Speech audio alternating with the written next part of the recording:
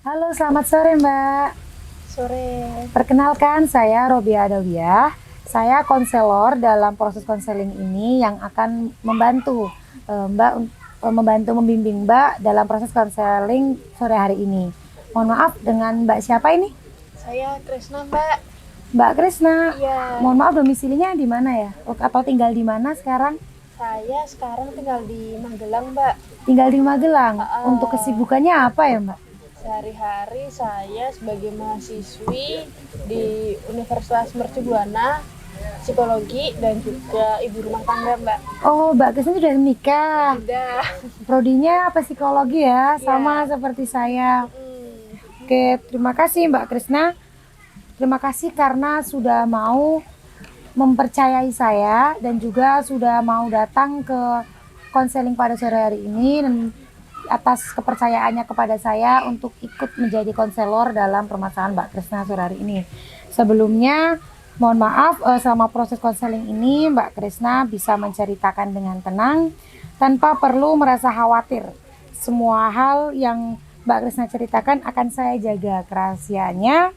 Namun jika nanti dalam cerita Mbak Krisna ada informasi mengenai pihak ketiga, entah itu anak atau orang tua, teman, atau bahkan Mbak Krisna sendiri, yang termasuk Mbak Krisna sendiri berada dalam situasi terancam jiwanya, maka saya akan menginformasikan kepada atasan saya, begitu ya Mbak Krisna ya. Oke.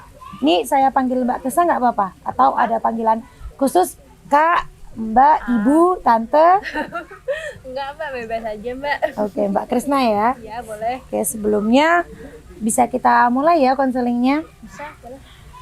Untuk saat ini nih, apa sih yang membuat Mbak Krisna tuh datang ke konseling sekarang ini?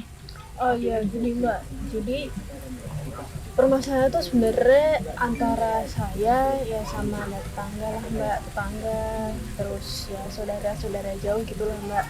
Jadi kan saya baru nikah beberapa bulan ini, Mbak. Nah, kebetulan biasanya, Mbak, kan saya hidupnya juga di desa. Nah, untuk tetangga saya tuh sering nanya-nanya kapan nih hamil, kok belum isi sih, kok belum isi, kayak gitu. Dan itu tuh kalau buat saya kok kayak mengganggu gitu loh, Mbak, dan kadang tuh juga pertanyaannya tuh cukup nyelekit gitu. Oh iya. Gitu. Mohon maaf, tadi kan Mbak Krisna bilang cukup mengganggu ya. Mengganggu di sini mengganggu dalam artian yang bagaimana ya? Mengganggunya itu karena mereka tuh bahasa basinya, jadi untuk memulai obrolan tuh biasanya kayak gitu, bahasa basinya itu ngomongin udah isi belum, terus habis itu dibanding-bandingin sama apa tetangga-tetangga yang lain, kemarin tuh juga baru nikah udah isi segala macam kayak gitu. Itu yang ganggu gitu loh, Mbak. Oh iya iya. Saya sedikit bisa memahami situasi Mbak Krisna ini. Mohon maaf, Mbak Krisna ini kurang lebih sudah berapa lama berumah tangga? Baru sekitar 3 bulan, Mbak. Baru 3 bulan padahal ya. Heeh. Untuk saat ini nih Mbak Krisna, apa sih yang Mbak lakukan selama ini setelah, bukan tadi Mbak Krisna bilang mengganggu. Apa sih yang untuk kayak pelarian atau bagaimana cara mengatasi perasaan mengganggu tersebut buat Mbak Krisna? Kalau saya sih paling ya mengurangi intensitas ketemu antara saya sama tetangga saya. Jadi saya lebih banyak di rumah aja, lebih banyak menghabiskan waktu di rumah daripada keluar-keluar gitu sih, Mbak. Maksudnya biar nggak ketemu gitu loh. Jadi biar kan kalau ketemu ditanya kayak gitu bawaannya bete ya. Oh iya, Biar oh. nggak bete, biar nggak sebel, ya udah mending di rumah aja, menghindari yang kayak gitu. Jadi lama-lama Mbak Krisna ini juga nggak nyaman ya sama pertanyaan seperti itu. Untuk saat ini nih, apa sih tanggapan suami Mbak Krisna? Atau gini, sebelumnya Mbak Krisna pernah cerita ke suaminya Mbak Krisna. Kemudian Ya, tanggapannya apa? ya pernah sih, cuman ya biasa, ya udah yang sabar. Cuman, Biasa. oh ya, tetap suami tetap mendukung tapi ya. Ya. Kalau boleh tahu nih, Mbak Krisna ini aslinya apa sih, kayak pernah nggak menjawab atau menjelaskan kepada mereka saat mereka tanya gitu, kapan isi atau bagaimana, Mbak Krisna pernah nggak sih menjawabnya, menanggapi itu? Ya apa, nanggepinnya juga sekedar sih, Mbak, apa seadanya aja sih, nggak yang saya jelasin yang lebih lanjut. Soalnya menurut saya juga buat apa menjelaskan ke mereka gitu, toh nggak ada manfaatnya gitu. Oh jadi Mbak Krisna itu cukup kayak lebih ke yang cuek ya, menjelaskan seadanya aja gitu. Kalau untuk saat ini pernah nggak Mbak Krisna tuh mencoba apa, terpengaruh atau ada dampaknya ke kehidupan Mbak Krisna? Kayak pengaruh bagaimana gitu ke kehidupan atas omongan tetangga? Ya itu tadi Mbak, saya jadi jarang keluar rumah, mau sosialisasi sama tangga juga malas gitu rasanya. Jadi lebih banyak mengurung diri di rumah aja sih Mbak ya, gara-gara omongan kayak gitu. Karena kan malas ya dengerin kayak gitu ya Mbak ya. Daripada sakit hati denger, ya udah mending nggak usah denger sekalian. Jadi sekalian aja nggak usah dengar. Jadi dampaknya itu Mbak Krisna malah akhirnya seperti menutup diri dari tetangga gitu.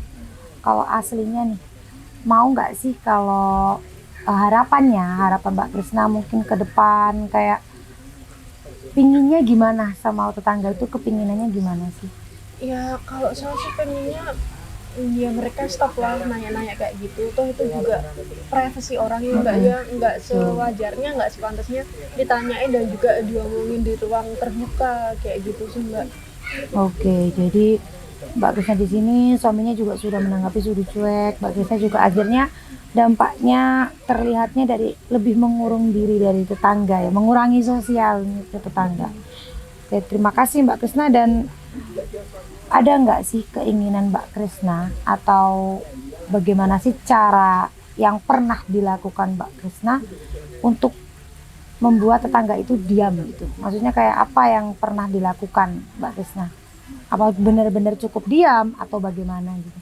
Enggak sih Mbak, saya nggak pernah kayak membalas omongan mereka. Soalnya kan orang-orang tua yang Mbak ya, takutnya nanti kalau misalnya saya balas omongannya nanti dikiranya ya nggak sopan lah kayak gitu loh Mbak. Jadi ya udahlah, kan mending diem aja, diem terus kayak nyingkir gitu loh Mbak.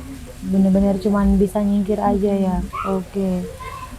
Terus nih Mbak Krisna harapannya apa nih? Datang kan sekarang Mbak Krisna memutuskan untuk datang ke konseling sorean ini. Harapannya Mbak Krisna setelah melakukan konseling ini tuh apa sih? Harapan saya tuh ya biar saya bisa cerita, ada temen cerita saya, suami saya yang bisa kasih, yang bisa ngerti perasaan saya, yang bisa kasih, ya nggak perlu ngasih insight tapi seenggaknya bisa dengerin aja, cukup dengerin itu udah bikin saya lumayan lega sih Mbak. Jadi kayak butuh teman cerita aja gitu ya, nggak pingin ada tanggapan nggak apa-apa, yang penting butuh cerita. Oke, itu harapan Mbak Krisna ya untuk sini. Berarti yang membuat, kalau koreksi ya kalau saya salah, berarti tadi Mbak Krisna ini sedang merasa atau ada dalam fase yang kurang nyaman dengan omongan tetangga karena Mbak Krisna ini sejatinya baru 3 bulan menikah tapi sudah diburu tanya kapan isi seperti itu ya. Padahal itu hal yang privasi begitu. Oke, baik. Dan tanggapan suaminya Mbak Krisna pun juga cukup aslinya cukup menenangkan hati ya Mbak. Terima kasih Mbak Krisna atas waktunya sudah mau cerita sore hari ini. Mungkin lain kali kapan-kapan kita akan sambung lagi. Saya akan mencocokkan ke jam saya dan jam Mbak Krisna untuk melanjutkan konselingnya agar kita temukan mungkin lebih nyamannya bagaimana. Oke. Terima kasih Mbak Krisna untuk sore hari ini. Ya, terima kasih Mbak Yaya untuk Ya. waktunya. Ya, selamat siang Mbak. Perkenalkan, saya Krisna. Di sini saya sebagai konselor Mbak untuk sore hari ini dengan Mbak. Saya Robia Adawiyah, biasa dipanggil Mbak Yaya. Oke, Mbak Yaya ya. Mbak Yaya aslinya mana nih Mbak Yaya? Saya asli Purworejo. Oh, Purworejo. Oke. Terus sekarang datang-datang sampai jauh-jauh ke Magelang nih Mbak. Kesibukannya apa sih Mbak kalau boleh tahu? Saya kesibukannya atau pekerjaan saya nih, pekerjaan saya tuh sebagai guru di salah satu madrasah aliyah swasta setara dengan SMA gitulah di Purworejo sendiri, dan mahasiswi jurusan psikologi di Universitas Mercubuana. Oke, bagus. Sudah semester berapa Mbak? Alhamdulillah semester 5 sekarang ini. Alhamdulillah, berarti udah bentar lagi ya Mbak ya. Amin. Sebentar lagi, amin. Oke, Mbak Yaya. Terima kasih nih Mbak, udah jauh-jauh datang dari Purworejo sampai ke Magelang buat ketemu saya, meluangkan waktunya untuk bisa kita ada sesi konseling hari ini ya. Jadi saya akan jadi konselornya Mbak dan saya nanti akan membantu Mbak untuk memandu Mbak dalam konseling hari ini. Oke. Nah, nanti Mbak bisa bebas bercerita kepada saya dan saya akan tetap menjaga kerahasiaan dari cerita Mbak itu. Tetapi nanti apabila cerita Mbak Yaya mengandung berhubungan dengan pihak ketiga, entah itu dengan anak, saudara, orang tua, ataupun keluarga yang lainnya, dan itu mengancam bahaya untuk Mbak Yaya ataupun orang lain juga, nanti saya minta izinnya untuk memberitahukan kepada atasan saya ya Mbak ya. Oke. Baik. Oke Mbak, kita mulai aja. Kalau boleh tahu kenapa nih Mbak Yaya nyampe datang dia ke sini? Ada masalah apa sih Mbak? Saya nih kan bisa dibilang juga kayak aktivis di sosial media gitu ya.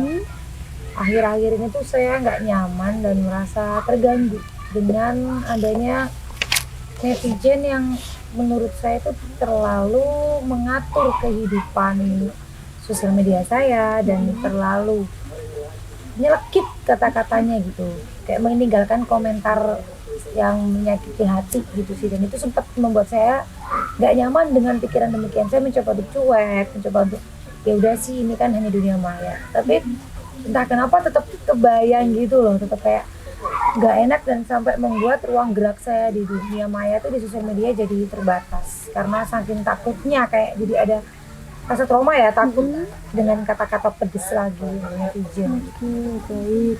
Kalau boleh tahu nih Mbak, kan tadi Mbak Yaya menyebutkan perasaan tidak nyaman dan juga terganggu dikarenakan adanya hate comment. Kalau boleh tahu nggak nyamannya itu yang kayak gimana sih Mbak? Nggak nyamannya tuh sampai menurut saya nih ya, membuat saya tuh terperkotaki atau apa namanya, nggak bebas ruang geraknya di sosial media. Misal saya mau ngupload apa, buat story apa yang memang itu kehidupan saya, kan terserah kita yang punya akun ya. Itu kayak jadi kayak kebayang nggak nyaman, jadi kayak kebayang-bayang, wah takut nanti di komen lagi, wah mau ngupload ini, wah takut nanti di komen lagi, jadi kayak terbatasi akhirnya lama-lama, jadi nggak nyaman kan di sosial media. Takut sih, ada rasa takut untuk head comment lagi gitu. Oke, jadi kalau saya boleh simpulkan ya Mbak Yaya, nanti mohon dikoreksi apabila ada salah. Mbak Yaya ini merasa terbatasi ruang geraknya karena ada beberapa followers Mbak Yaya yang kebetulan mereka itu menebarkan hate comment dan itu cukup mengganggu Mbak Yaya, betul? Mengganggu banget ya, apalagi rata-rata mereka pakainya fake akun, kayak bahasa kasarnya kan kayak pecundang jadinya. Karena kenapa sih harus pakai fake akun kalau emang mau mengomentari? Saya bukannya mau menolak saran yang membangun ya, tapi kalau justru itu membangun atau berikan bahasa yang sopan, mungkin saya bisa memaklumi dan saya akan mengambil yang baik dan membuang yang buruk. Tapi kalau hanya memakai fake akun yang tidak bertanggung jawab, berarti akan kata-kata mereka, apalagi mereka bukannya sarannya bukan membangun ya, walaupun mungkin niat mereka membangun, tapi dengan kata-kata yang kasar itu malah bikin saya tuh jadi kayak udah tambah males, tambah nggak nyaman bersosmed gitu. Mau gimana lagi, tapi aktivitas saya di sosmed gitu dirinya ya. Dan ya ini mohon maaf, dan karena memang saya berfollower yang lumayan, kayak tuntutan gitu, harus ngonten tuh kayak tuntutan. Jadi karena adanya hate comment itu lebih kayak takut, kalau nggak ngonten juga udah tuntutan, kayak gitu sih. Tuntutan pekerjaan Mbak Yaya. Iya, bisa dibilang tuntutan. Tapi dikarenakan adanya hate comment itu, terus Mbak Yaya jadi merasa terbatasi ruang geraknya, jadi nggak bisa share hal-hal pribadi di sosmed itu ya Mbak, enak banget. Karena takut ada hate comment yang bikin Mbak Yaya itu down ya. Kalau sejauh ini nih Mbak Yaya, biasanya kalau misalnya udah ada hate comment seperti itu, apa sih yang Mbak Yaya lakukan? Kalau hate commentnya cuman sebatas menurut saya wajar, atau menurut saya itu keterlaluan tapi yang bisa saya kontrol, mungkin langsung saya blokir orang-orangnya aja. Tapi kalau udah yang sampai, kadang ada yang mau diblokir tuh tetap kepikiran. Itu yang saya lakukan ya, pernah sih sekali yang bikin saya tuh sampai kayak gemeteran mau buka sosmed. Akhirnya saya matiin HP, udah kayak nggak pengen tahu dunia luar dulu, kayak saya mau sibuk dengan dunia nyata saja, daripada saya buka sosmed itu malah nanti jadinya terbebani dengan kayak kepikiran lagi walaupun sudah diblokir gitu. Jadi dampaknya itu ternyata sangat besar ya untuk kehidupan nyata Mbak Yaya juga.